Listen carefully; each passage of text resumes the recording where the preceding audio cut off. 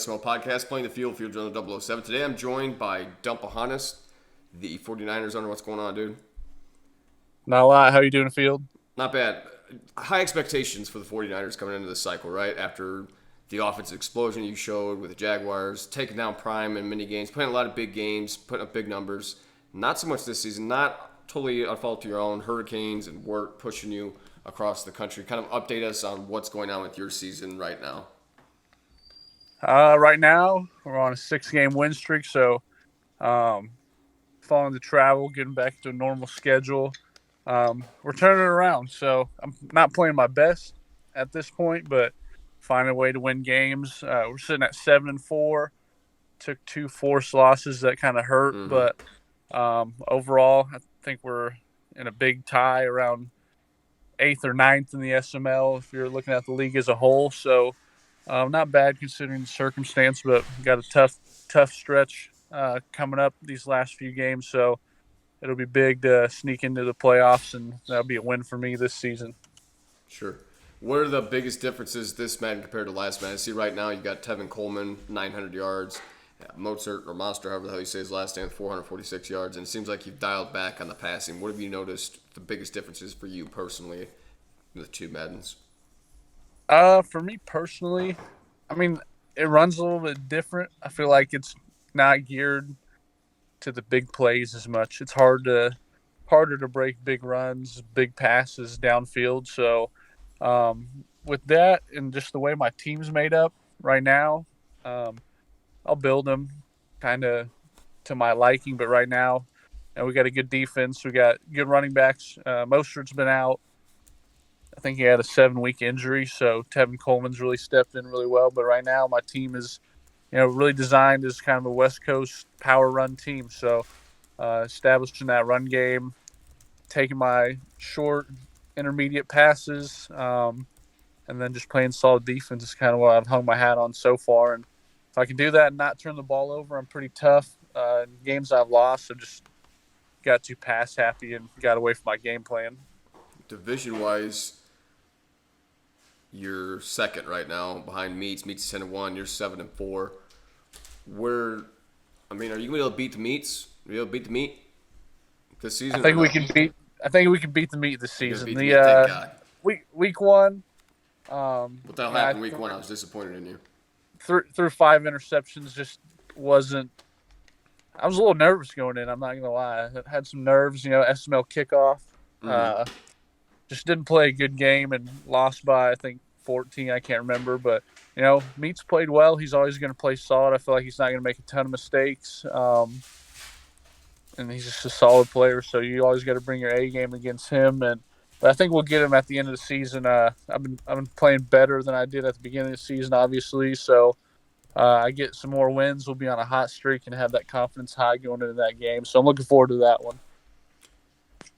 Yeah, you definitely got a few big games left in this season. It'd be interesting to see exactly how you're able to come back. Like I said, you got two forced losses, so not that detrimental. You've only lost two games on your own accord, sitting there at 7-4 in the NFC West. You got Tiny Titan and Spooky at 2-9. What have you noticed at Tiny this year? Tiny's not quite the old whipping boy that he was last cycle with the Titans. What have you noticed anything, or have you played him yet? I think I played him. He's tough this year. I mean, he was tough last year. We had a lot of good games. I got a lot of respect for my boy Tiny. He's a great guy. This year, I think just having a better team with Russell Wilson, his passing game is so much better than last year. I know he kind of bounced around quarterbacks last year, never really found a good fit. But I mean, having one of the best quarterbacks in the game, who can also pick up some yards on the ground, uh, is always big. And that's another thing I've noticed in this game is, last year I had Seth Stalker and he was 86 speed, 86 acceleration, and he couldn't scramble to save his life. You pretty much needed escape artists to be able to get out of the pocket and pick up yards. But this year, that's one thing. Really, any quarterback with average speed, Garoppolo can pick up, you know, first down if he needs to. Whereas last year, there's no chance he could scramble. So I think that's something that is different in the game, and that's helped Tiny. Just having Russell Wilson who can make plays through the air and with his legs, makes it tough to stop guys. You look at Meats, you look at any quarterback with some athleticism that changes the whole game. You got to focus on that a lot more. There's a lot of stuff to stop. So I didn't tell you about this, but we've got another guest, and I think you're playing a good politician right now. You're not giving a whole lot of bulletin board material, but we're making this shit a little bit spooky. We're bringing in Spooky World. Spooky, what's up, dude? Spooky. Hello. Hey, what's going on, man? There he is, Spooky, fresh from wisdom teeth removal. Spooky, I need you to lay some trash talk down. Dump is downplaying you. He says the Rams are total dog shit. He's not afraid of you. Lay it down. Don't let him do that down there. Don't let him do that to you. Don't be doing that, man. I'd hate to have to drive down there just to give you a little one-on-one real fast. What do you think, Dump? Hey, I don't know if he beat me last year, but I got his squad this year, so I'm going to give him a little taste of his own medicine when we play. If you remember how you beat me last year was I made a TikTok video about it and everything. It was that last little like Jalen Ramsey like pushing. Hey, it was a walk-off safety. So I got the Niners this year, and you got Ramsey. So maybe you can have a chance to reverse the role this year, but we'll see. Did you guys just play, or you got a game coming up? His internet was having issues, so we didn't get into play. Unfortunately, we were supposed to play today. So you won't be able to play this season then? No. Okay. We'll save it for next year. Spooky, are you going to be able to play many seasons with your deployment, or how's that going to work out? So we're leaving the 18th. So I'm trying to hustle as much as we can. I see. Okay. All Everybody play right now so we can advance. Yeah, we may. We may have to do a little exhibition matchup. Put the trash talk on the line. Do a little streaming and see if we can get some donations for Spooky, because right now he needs some dicklets in his mouth because his mouth is swollen. But you're damn right. All right, I got a couple topics I do want to hit on though. I'll let both of you tackle them. If this was Madden 04 and we had to deal with that version of Michael Vick, how do you think the SML would handle the unstoppable Michael Vick, Superman that he was back in that game? What do you think, Dump? Well, Meats would be the Falcons, obviously, because he needs the speed cheese at quarterback to get anything done. Like they said on the truth, I believe. I'd like to see him with a pocket passer, see what he did, but pretty much you just hope Mike Vick gets hurt because he was unreal in that game, and he might have a bounty on his head from the SML to injure him, maybe a career-ending injury, get him out of there. But that's about all you can do to stop that guy in Madden 04. What would you do, Spooky? So I'll be honest, like I never played Madden 04 because I was I was young. I was like 4 years old. But like watching all those videos of Vic, Right. There would have to be some rule against him. Y'all would have to be a limit to how many times you could scramble or do the swerve run or whatever you want to call it. He was definitely a different animal back then. Oh, no doubt. All right. But Meats would definitely grab him. For sure, and he'd be the number 3 pick like he always is, so he'd have a pretty good shot at it. But no. Let's go with, what do you think makes a good SML member? And we'll start with Spooky. So like with that question, like you look at like Raider before he like fell apart, like he was fun, posting videos and all that, interactive. Yeah, he was bad at the game, but just like that, like you ain't really got to be good, but as long as you're like always there and all that, like that's what I try to do. Even though I'm mediocre, I try to always be in chat and like posting stuff and talking smack, even though I really can't back it up all the time. Dump, what do you got? I think the SML is full of a bunch of guys that are just like genuinely good people. So just being active in chat, interacting with others. And then obviously we pride ourselves on sim play. So mixing it up, playing like real life and just having fun with the game. I don't think it's anything special. But I think just a really solid group of guys makes the SML the SML. And, it really is a family and best league on PS4. Soon to be PS5. For sure. It's coming up. We've got to pony up $400 and $500, and then the headset or whatever it is you boys are going to get for them PS5s are coming up. So get you a good sugar mama. Wait on some kind of, stimulus check or something. Figure it out, boys, that they're coming. Next question is going to be Bill O'Brien. got fired yesterday. And obviously, he had the dual role of head coach and general manager. Do you think the conversation went like this because he's the general manager, where he basically says, "Hey, you fucking suck, dude. You're fired." Where he had to fire himself, or how exactly did that conversation go down? The owner just walked in. It was kind of an odd thing, though, when you're both the general manager and the head coach. Obviously, they're 0-4, and they turned 100% of the reins over to Bill O'Brien. So that's kind of a unique situation. How would you go about, obviously, firing the head coach? Josh, general manager, do you hire a general manager now? Do you wait until the off season? How would you approach that situation? I think, well, he obviously was long overdue for being fired because Texans have been trash. And you've traded DeAndre Hopkins for David Johnson, so you're obviously not a good GM. You're not a good head coach. You can't win. As far as the way that should be handled, obviously a general manager should be brought in immediately. You're going to have trades. You're going to have, transactions throughout the season. You need a GM. Interesting that they made Romeo Cromwell the interim head coach. He's 73. Yeah. I didn't realize he was that old.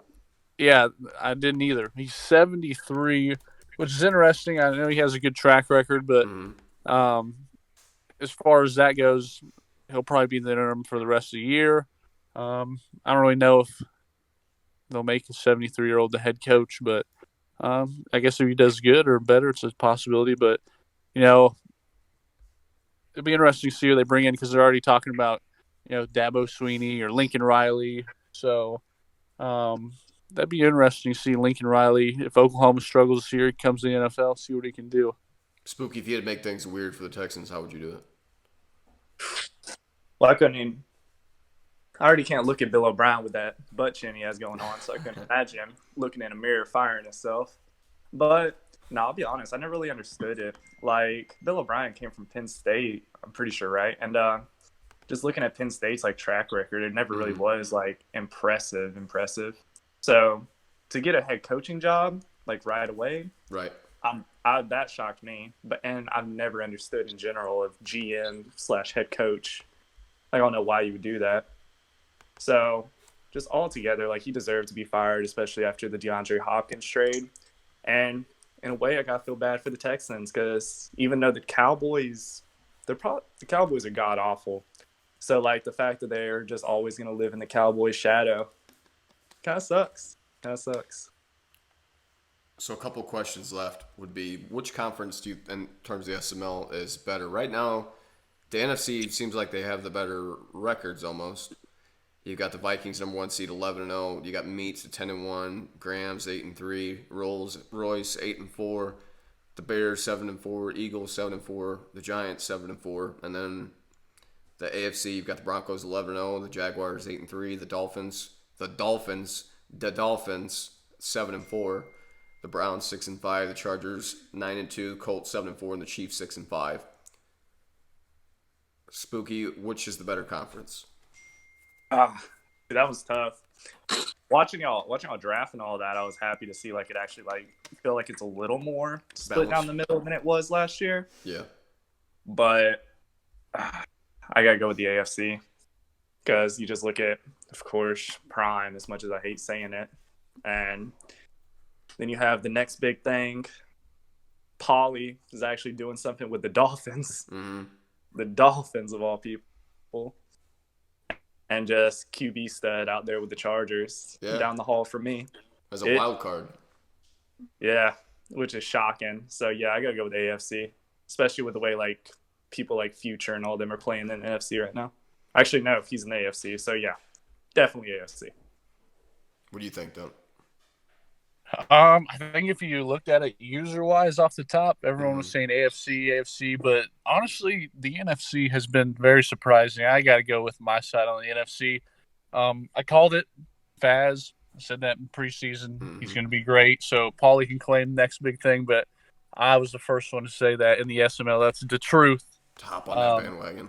Yeah, so he's piggybacking off me, but that's fine. It's my guy. Meats 10-1, always gonna be solid. Grams has been playing really well. You got Royce, who kind of stumbled, but he's still 8-4, really good. And then you got surprises.